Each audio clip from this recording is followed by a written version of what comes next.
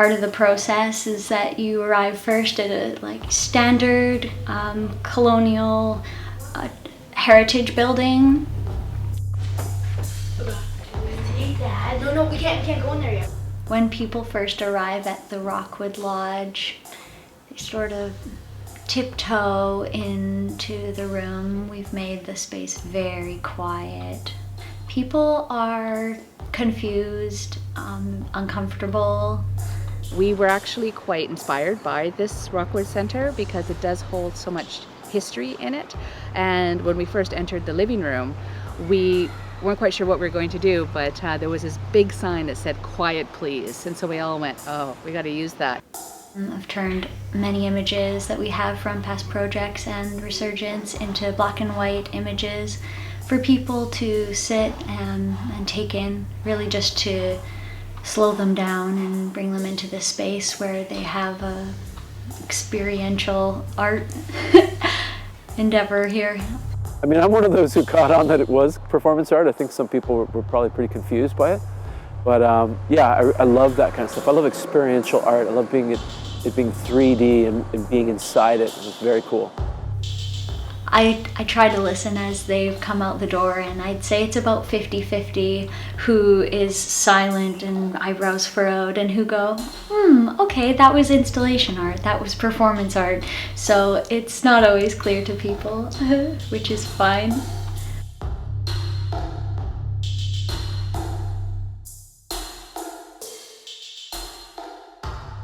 My name is Chloe Langmaid. I'm a photographer. I've been documenting on this project. I've also contributed the first piece that participants coming through the art crawl will find, which is photo books. My name is Westerly Alexander Rhodes Henry, and my roots are in northern Alberta with the Blackfoot and the northern reservation there. I have relatives there, and that's on my mother's side. And on my father's side, I am Irish and Scottish. My name is Joa Louie, and I'm a media artist working with Deer Crossing the Art Farm in this Resurgence project. My ancestral name is Kawea. My English name is Echo. I was born into the Intlakapmach Nation, which is Interior Salish, but I was raised with the Shishak Nation. Combining culture and art is what has really saved my life. My name is Sandy Buck, and I'm one of the coordinators with Deer Crossing the Art Farm, and we are the organization that came up with the theme Resurgence.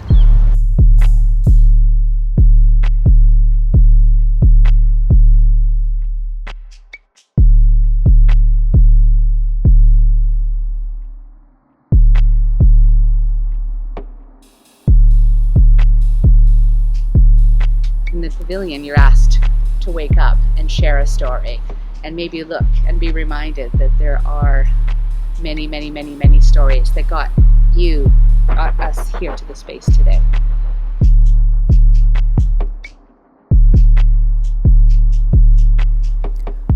The Resurgence project to me was about unearthing things that were important to be brought to light.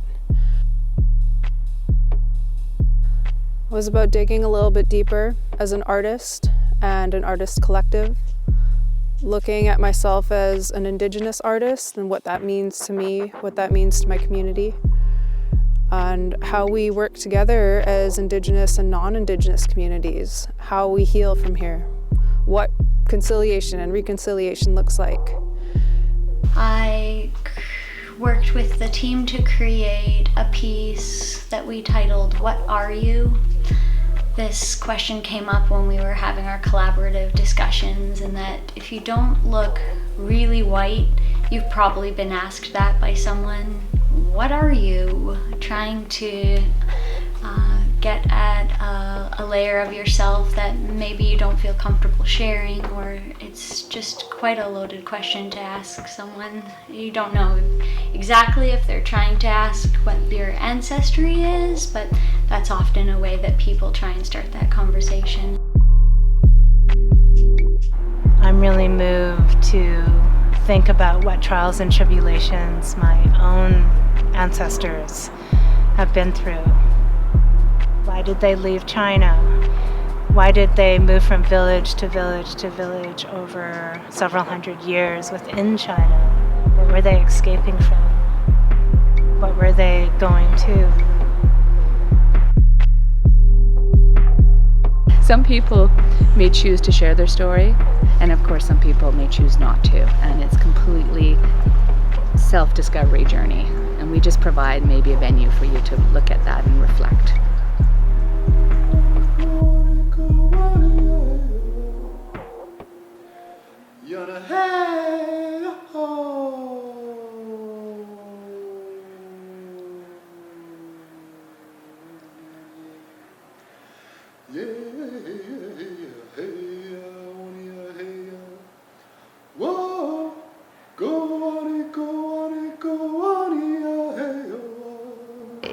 It's this open space where you can reflect on your own ancestry. There's over 250 seats.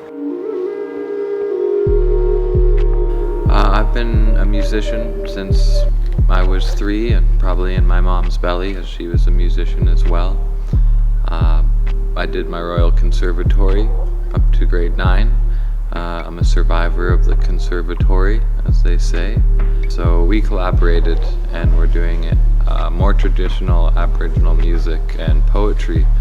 And I just kind of really jammed on that and took off on that route. Hope and persistence. Guidance provided, though at first we might resist it. Gifted with vision, on a mission. Reconciliation, peace between our nations. Connection to the land and ourselves is the final destination. There's a dark history we hold, the children of our grandparents ripped from their homes, whipped on the wrists for speaking their language, caged in stone structures forced to pray to the priests who raped them, thrown a colonial name, raised with hatred for the system. Mom and Dad were provided firewater, and the culture faded.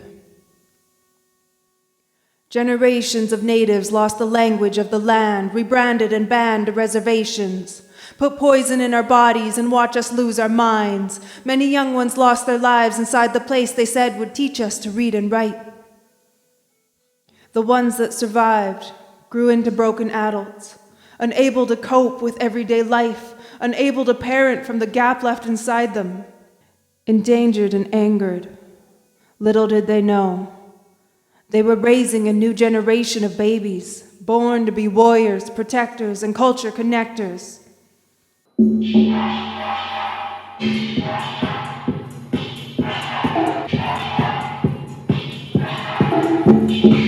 What's important to me in cultural work is the stories, the singing, the dancing, the medicines, learning as much as possible from elders and cultural leaders who have spent their lives doing everything they can to keep the culture alive.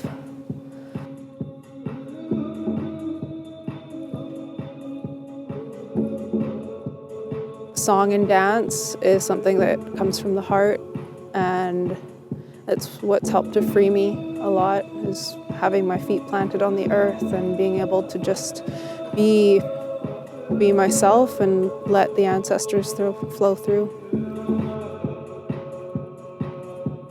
As a non-native person, as a settler to Canada, when I hear stories about residential school and what First Nations people had to go through in order for us to be here living on this land today, I feel a lot of sadness. I feel guilt, I feel anger, I feel rage. And at the same time, I know that their stories free us as well, because pain, abuse, oppression, hurt, hatred, racism, these things don't just happen to First Nations people.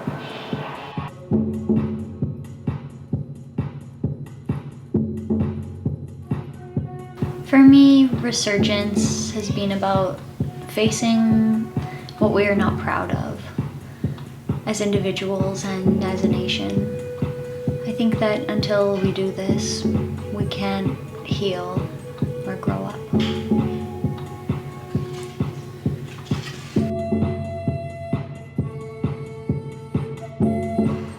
Every project we embark on here with the Art Farm, we take on a theme.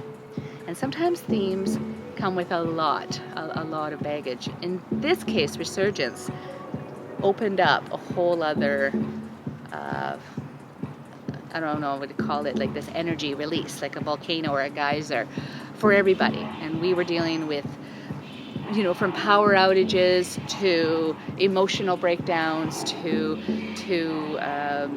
children running through, sticking their elbows into the wall. So many things are happening, and we wonder have we gone too deep? Sometimes I wonder, is this too deep? But then I remember, well, art is about exploration, and I think when you uncover that muck, there's a beautiful picture to be found.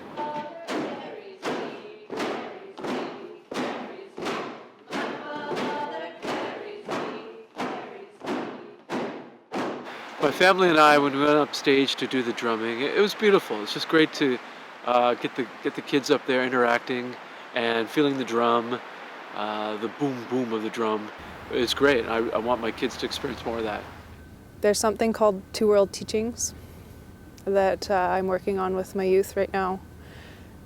And it's taking those old teachings that the elders are trying to pass on to us and looking at how we can apply that to our everyday life, which isn't easy, but it's a technique that we're working on building, and I look at applying within my own life every day.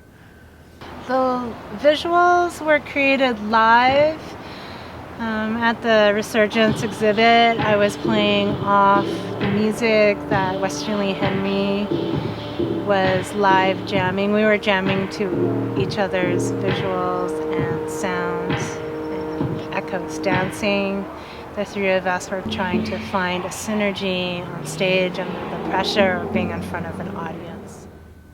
To any younger generations that might watch this, keep going. I found myself when I found my culture, and I was able to really breathe life again when I started using my culture within my art form. The best thing you can do for yourself is keep going. To heal is to nurture, forgive and let go. To heal is to move forward, find peace with your soul. To heal is to be free. Dream, be, believe, and know you are more. To heal is to love, and love again, and to love